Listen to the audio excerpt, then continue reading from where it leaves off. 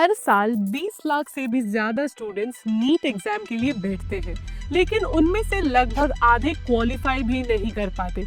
जरा सोचिए, करीब 10 लाख सपने एक और साल के लिए होल्ड पर चले जाते हैं। लेकिन क्या हो अगर मैं आपसे कहूँ कि इस मैसिव फेलियर रेट का कारण हार्ड वर्क की कमी नहीं है। इस वीडियो में मैं उस एक सबसे बड़ी गलती को एक्सपोज करूंगी जो लगभग सारे 44% एस्पिरेंट करते हैं। ये एक साइलेंट रैंक किलर है, एक ऐसी बेसिक गलती जो आपके सारे हार्ड वर्क को इनएफिशिएंट बना देती है। और सबसे इम्पोर्टेंट, मैं वो सीक्रेट वेपन शेयर करूंगी जो टॉप 1% को इस नॉन क्वालिफाई की भीड़ से अलग करता है। तो मेरे साथ बने रहिए, क्योंकि जवाब वो नहीं जो आप सोच रहे हैं। सबसे पहले बात करते हैं the harsh reality of NEET. चलो थोड़ी देर के लिए नंबर्स की असलियत को देखते हैं। हर साल नीट का कंपटीशन और भी बढ़ता जा रहा है। हम 22 लाख से ज्यादा स्टूडेंट्स की बात कर रहे हैं जो 1 लाख से थोड़ी ज्यादा एमबीबीएस सीट के लिए लड़ रहे हैं। ये हिसाब बहुत ही ब्रूटल है। पास परसेंटेज लगभग 56 के आसपास रहता है, जिसका मतलब थोड़ा शॉकिंग है कि 44% स्टूडेंट्स जो एग्जाम देते हैं वो मिनिमम क्वालिफाइंग मार्क्स भी नहीं ला पाते। अब जब आप ये सुनते हैं तो आपके दिमाग में सबसे पहली चीज क्या आती है? आप शायद सोचते हैं उन्होंने ठीक से पढ़ाई नहीं की होगी, या उनके फिजिक्स के कॉन्सेप्ट शायद कमजोर थे, शायद ये भी कि उनके पास सही रिसोर्स नहीं थे। और जबकि ये चीजें फैक्टर्स हो सकती है, ये असली जड़ नहीं है। मैं ऐसे ब्रिलियंट स्टूडेंट को जानती हूँ जिन्होंने दिन रात पढ़ाई की, जो एनसीईआरटी लाइन बाय लाइन सुना सकते हैं, और फिर भी उनका नाम उस फाइनल लिस्ट में नहीं था। क्यों? क्योंकि वो एक ऐसे एग्जाम की तैयारी कर रहे थे जिसके बैटलफील्ड को उन्होंने कभी सही से समझा ही नहीं। उन्होंने हजारों घंटे नॉलेज इकट्ठा करने में लगा दिए, लेकिन उसका एक छोटा सा हिस्सा भी परफॉर्मेंस में नहीं लगाया। आप पढ़ते हैं, आपको लगता है कि आप तैयार हैं, लेकिन आपके स्कोर्स ये नहीं दिखाते। आप डीमोटिवेट हो जाते हैं, आप खुद पे शक करने लगते हैं कि क्या आप इतने स्मार्ट हैं, और आप बस और ज्यादा पढ़ने की जाल में फंस जाते हैं बिना अपनी स्ट्रैटेजी बदले। ये वो नीचे जाने वाली सीढ़ी है जो लगभग आधे एस्पिरेंट्स को पकड़ लेती है। ये बिना डायरेक्शन के मेहनत का एक साइकिल है जो बर्नआउट और आखिर में फेलियर की तरफ ले जाता है। प्रॉब्लम आपके पोटेंशियल में नहीं है, आपके प्रोसेस में एक कमी है। चलो हम एक एग्जाम्पल लेते हैं।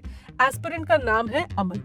अमन बहुत ही डेडिकेटेड है और वो कभी कोचिंग क्लास मिस नहीं करता। उसे बायोलॉजी का हर डायग्राम पता है, उसने केमिस्ट्री का हर एक इनऑर्गेनिक रिएक्शन को याद कर लिया है, और वो रोज अपनी फिजिक्स की फॉर्मूला शीट रिवाइज करता रहता है। महीनों तक यही उसकी जिंदगी है। उसे लगता है कि वो प्रोग्रेस कर रहा है क्योंकि वो सिलेबस कंप्लीट कर रहा है, वो किताबों और नोट से घिरा हुआ है, पर वो उस एक चीज से बिल्कुल अलग थलग है जो असल में मायने रखती है, रियल एग्जाम का माहौल। उसके पास नॉलेज है, लेकिन उसके पास एग्जाम टेम्परामेंट नहीं है। यही वो रास्ता है जो सीधा उस 44% वाले स्टैटिक तक ले जाता है। ये एक ऐसा रास्ता है जो अच्छे इरादों से बना है, लेकिन एक बंद गली में जाकर खत्म होता है। तो आखिर ये एक गलती है क्या? वो एक चीज जो क्वालिफायर और नॉन क्वालिफायर के बीच की लकीर खींचती है।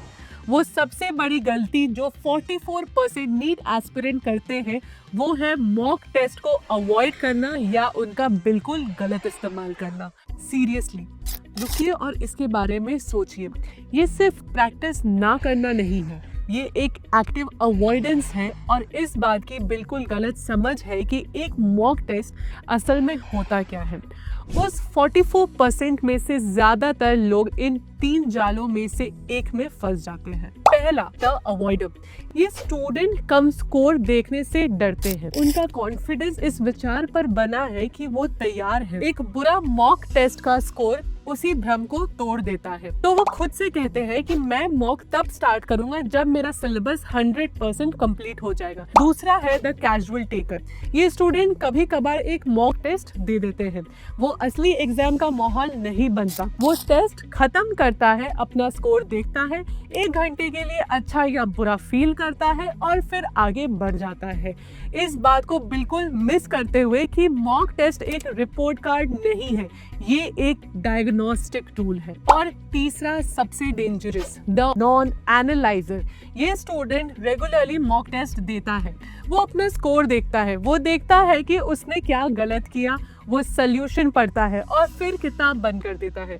वो कभी नहीं पूछता कि उससे गलती क्यों की। ये क्या एक बेवकूफ़ी वाला कैलकुलेशन एरर था? क्या उसके कॉन्सेप्ट में कमी थी? क्या उसने जल्दबाजी में क्वेश्चन को गलत पढ़ लिया था? क्या उसका टाइम खत्म हो गया था?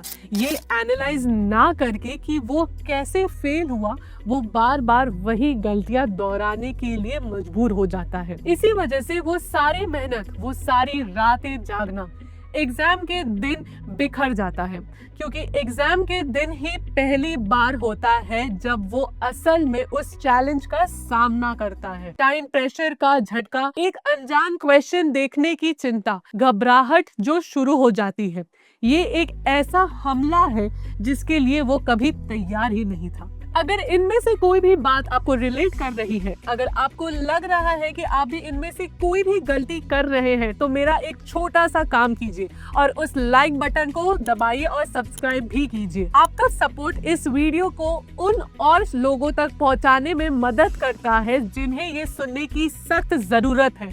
अब चलिए बात करते हैं कि इसे ठीक कैसे करें। अगर मॉक टेस्ट को अवॉइड करना सबसे बड़ी गलती है, तो टॉप 1% का सीक्रेट वेपन है मॉक टेस्ट की आर्ट और साइंस में महारत हासिल करना। टॉपर्स सिर्फ मॉक टेस्ट देते नहीं हैं, वो उन्हें अपना हथियार बनाते हैं। उनके लिए एक मॉक टेस्ट उनकी काबिलियत का फैसला नहीं है, ये उनके पास इम्प्रूवमेंट के लिए सबसे इम्पोर्टेंट टूल है। यहाँ बताया गया है कि वो कैसे एक सिंपल प्रैक्टिस पेपर को रैंक बूस्टिंग मशीन में बदल देते हैं। पहला, वो टाइम मैनेजमेंट मास्टरी हासिल करते हैं। ये सिर्फ स्पीड के बारे में नहीं है, ये तुरंत स्मार्ट फैसला लेने के बारे में है। दूसरा, वो अनब्रेकेबल एग्जाम स्टैमिना बनाते हैं। 3 घंटे से ज्यादा फोकस के साथ बैठना एक मेंटल मैराथन है। रेगुलर मॉक्स सहन शक्ति को बनाते हैं।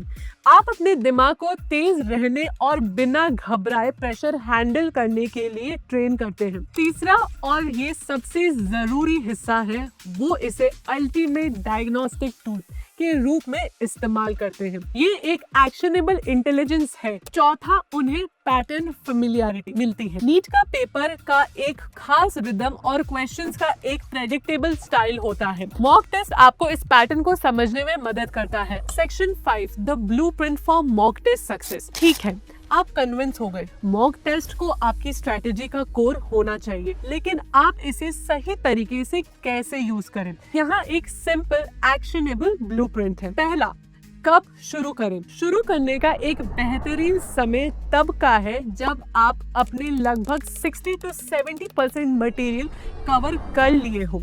हर हफ्ते एक फुल लेंथ मॉक टेस्ट से शुरू करें।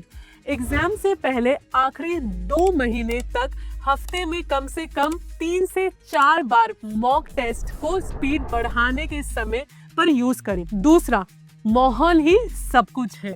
आपको एग्जाम की कंडीशन को बिल्कुल रेप्लिकेट करना होगा। शांत कमरा, फोन बंद करके 3 घंटा 20 मिनट का टाइमर लगाए, OMR शीट का इस्तेमाल करें, कोई ब्रेक नहीं, सख्त बने। तीसरा, the golden rule, analysis test से ज्यादा इंपॉर्टेंट है। एक डेडिकेटेड मिस्टेक नोटबुक बनाएं। हर मॉक के बाद हर उस क्वेश्चन को एनालाइज करें जो आपने गलत किया और उस क्वेश्चन को जो आपने छोड़ दिया। 3 कॉलम्स बनाएं। कॉलम नंबर 1, कॉन्सेप्चुअल एरर्स, ऐसे टॉपिक्स जो आपको आते ही नहीं। कॉलम 2, सिली मिस्टेक्स, ये सबसे ज्यादा दर्दनाक होती है। आपको जवाब पता था लेकिन क्वेश्चन गलत पढ़ लिया। कैलकुलेशन एरर, 2 + 2 = 5, ये गलत बबल मार्क कर दिया। Column number 3, time management error, ऐसे क्वेश्चन जो आप टाइम खत्म होने के कारण अटेम्प्ट नहीं कर पाए या जल्द में किए। ये मिस्टेक नोटबुक आपका सबसे इम्पोर्टेंट रिवीजन टूल बन जाएगी। हर मॉक टेस्ट से पहले के इसी रिव्यू को कंफर्म करता है कि आप वही गलतियां करना बंद कर दें। इसी तरह आप अपनी कमजोरियों को ताकत बना सकते हैं। तो सवाल ये है कि आप कौन सा रास्ता चुनेंगे? क्या आप एक बबल में पढ़ते रहना चाहते हैं, बस एग्जाम के दिन सबसे अच्छे मार्क्स की उम्मीद करते हुए, या आप इस सीक्रेट वेपन को अपनाना चाहते हैं? आपके उस सफेद कोट तक का सफर उन फैसलों से शुरू होता है जो आप अब भी लेते हैं। मुझे कमेंट्स में बताइए आपका करंट मॉक टेस्ट स्कोर क्या है। अगर ये वीडियो आपको हेल्पफुल रहा एंड आपके पास भी कुछ ऐसे ट्रिक्स एंड टिप्स है तो हमारे साथ कमेंट सेक्शन में जरूर शेयर करें ताकि स्टूडेंट्स को वो हेल्पफुल हो। Don't forget to like and subscribe our channel for more such videos.